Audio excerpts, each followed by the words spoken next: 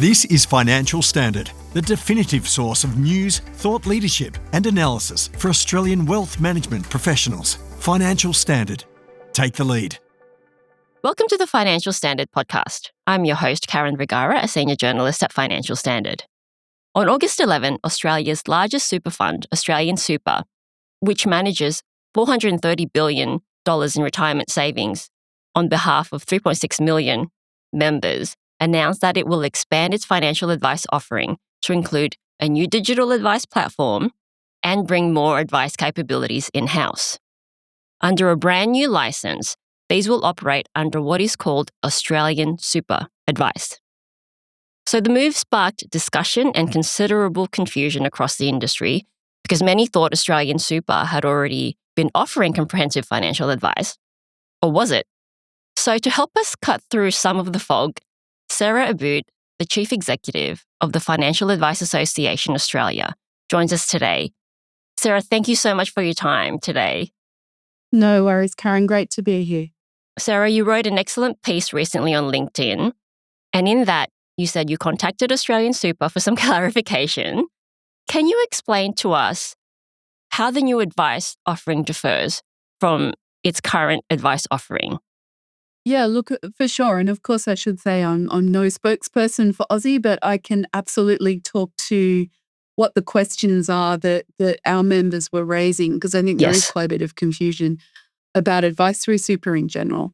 So the announcement that AustralianSuper made was around adding a digital advice tool to their current lineup. And that was the main kind of thrust, if you like, of the announcement. So they're partnering with a firm called Ignition Advice to have some digital journeys for their members. But I should also say that I think part of the confusion was that, this is not intended to replace the existing sorts of advice that they have. They, along with many other super funds, have a range of different sorts of advice that they already offer. And this tool at this stage is offering what we would think of as intra-fund advice. So it's advice, but it's primarily about the members' interest in the fund. It's not what we would consider to be comprehensive advice. Got it. So many assumed, like me, AustralianSuper already offers intra-fund advice with its partnership with Industry Fund Services, or IFS. So how is the announcement or the new move different or complementary to what was announced a few weeks ago? Yeah, sure. And yes, you're quite right. So AustralianSuper offers intra-fund advice already. And I think that team is actually licensed through MUFG. So they said they had about 20 human advisors in the intra-fund team. And they have said that they're looking to kind of insource that over time. But certainly I didn't get a sense from them that it was a huge priority. It's something that will happen over time. And the tool is intended to enhance what those advisors can do. They've got, how many? 3.6 million, I think, members. So they're certainly the biggest fund in Australia in terms of numbers. So, it's very clear that that number of people can't possibly be serviced entirely by humans. But their strategy, I think, is, yes, to enhance what that intra-fund team can do, to potentially offer answers to their members on simple questions that might not require a human. But certainly I didn't get any sense that there was an intent that this tool was going to kind of take over the world and fully advise their members, including comprehensive advice. That's certainly not my impression of what they're intended to do. And it's certainly not my understanding of what these tools can already do. These are tools that are answering simple questions. In some cases, they're providing compliant documents. But if you've got a member in front of you who's thinking about retirement and has questions about what their best strategy is, those tools are not capable of having that conversation as yet. Also in your piece, you raised questions about digital advice providers and whether AustralianSuper and other super funds broadly should contribute to industry levies such as the ASIC levy, the ASIC funding levy and the CSLR levy. So what is happening on this front? Yeah, that's a question we've had from quite a few members, and it's one that, I was going to say it doesn't have an answer, but it does have an answer. They're not contributing to levies at all at the moment, except as a licensee. So those tools will generally hold a license, an AFSL themselves, but they'll count as one license. And if they don't have humans on that license, then the way both the ASIC levy and the CSLR levy is structured is there's a flat fee for being a licensee and then additional fees for each human that you have licensed to provide financial advice on your AFSL. And I thought it was an interesting question, and I think it's one we're going to have to grapple with sooner rather than later, because obviously as these tools become more fully featured over time, I'm not of the view that they're going to entirely replace humans kind of in the foreseeable future, but I don't think there's much doubt that they'll do more. And I know our members are keen to see them making a contribution to some of these costs. And you wrote in your piece that you fielded many questions from members. These are professionals, mind you, journalists and the broader advice profession about AustralianSuper's announcement. So this might underscore the confusion among other Australians, everyday Australians, about being unaware that super funds can already provide both intra-fund advice and comprehensive advice. Why do you think there's still so much confusion around the different forms of advice available to members? And look, I think it's partly because it is a complex space, without a doubt. You've got general advice, you've got intra-fund advice, you've got product information, you've got comprehensive advice. And we're kind of mixing up what licensing you require in the case of super funds with how you can charge for it. So I think at the moment it's kind of it's a bit of a febrile atmosphere, you might say, because these matters are under question. The minister announced last Wednesday, at the time that we were recording, that there will be a new class of advisor, which is kind of has been mooted for quite some time, that will be available to super funds and insurance funds. So that's another kind of advice. I think, as I mentioned, in the case of super funds, a critical confusion is what advice can I get from my fund? And your fund can offer you any kind of advice, including comprehensive advice and including advice to move away from the fund. Although, I would say that's probably rare. Members' best interest dictates that they have their money elsewhere.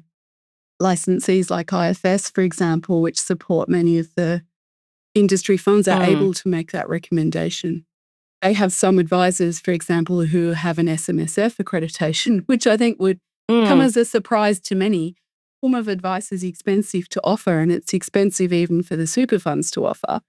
And insofar as they're providing that advice to their members, they need to charge for it because they're not able to collectively charge for comprehensive advice to their members. So I think that does introduce a level of confusion.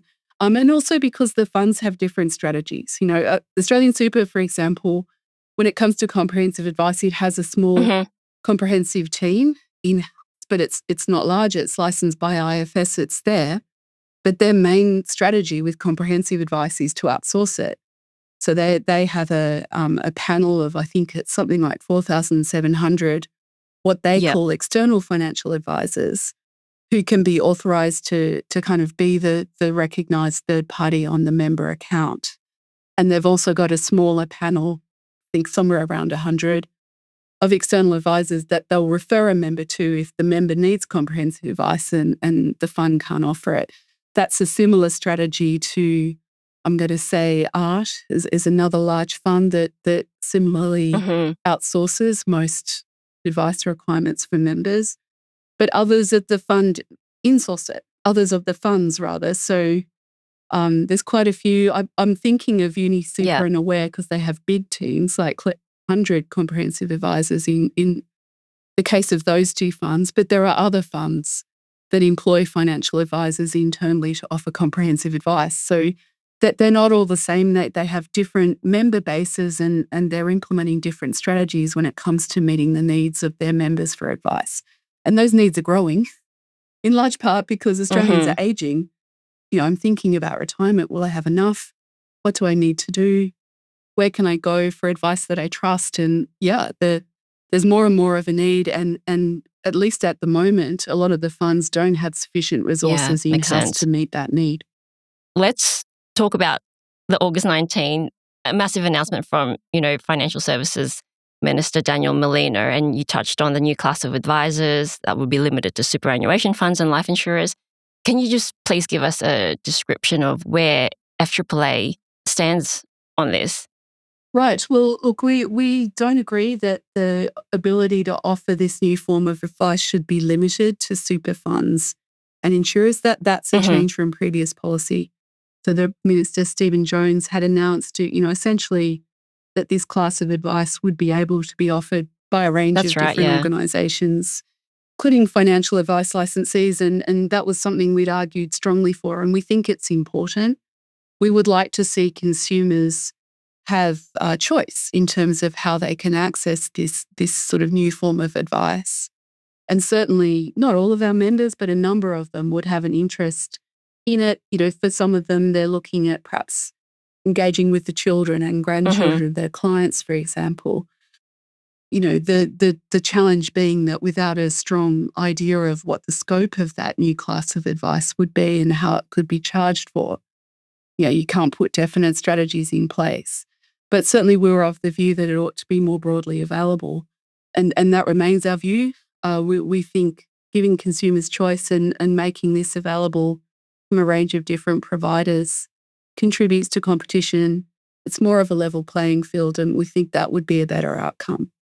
That said, the Minister has said that it's going to be limited for 3 years, and his intent is to do a review after that period of time, and we'll continue to argue for the access to that form of advice to be broadened. I mean, he's very aware, as are our members, that they're both obviously insurers and super funds by definition are product issuers. So there are dangers that come with advice being offered by an organisation that has a product outcome from that advice. And a lot of the regulation that we've seen in advice, particularly over the last 7 years, has been dealing with that conflict.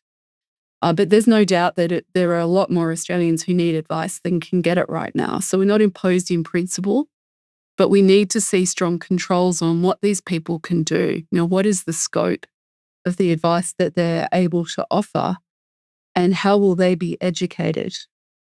So that will be our focus. The next kind of round of engagement with the Minister and Treasury will be more consultation on those details, and we'll certainly very active in ensuring that these people who are giving advice that's clearly limited, they will have the education they need to provide it.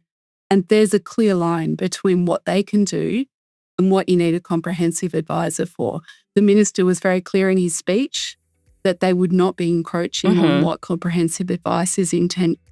So we'll be making sure that is honoured. If I'm not mistaken, I think then Financial Services Minister Stephen Jones included banks at one point, or considered banks. Was that right? Yes. Yes. So he didn't limit it. That's right. So his view was, okay, this is a new form of licensing, and anyone can do it who wants to do it. They need to meet whatever the requirements would be. But that's still left a lot of questions. So, and we still have a lot of questions now. So we're getting, questions through from members about things like, well, are they going to be on the financial advisor register? Will they contribute towards the levies, the ASIC and the CSLR levies that are just going through the roof at the moment, and we need to get those down? Will there be a responsible manager? So there's a lot of questions of detail that are really important to come up there, and we're very engaged in making sure that we get the right answers. Sarah Abood, thank you so much for your time today. We really appreciate you clarifying a lot of the confusion and just putting some of our minds at ease too. No worries, Karen. Great to chat. Great to chat. Thank you. Thanks for listening to this Financial Standard podcast. For more information, visit financialstandard.com.au. Please keep in mind that the information discussed in this podcast is general in nature and does not consider personal circumstances. Reliance should not be placed on any content without further independent financial research and advice.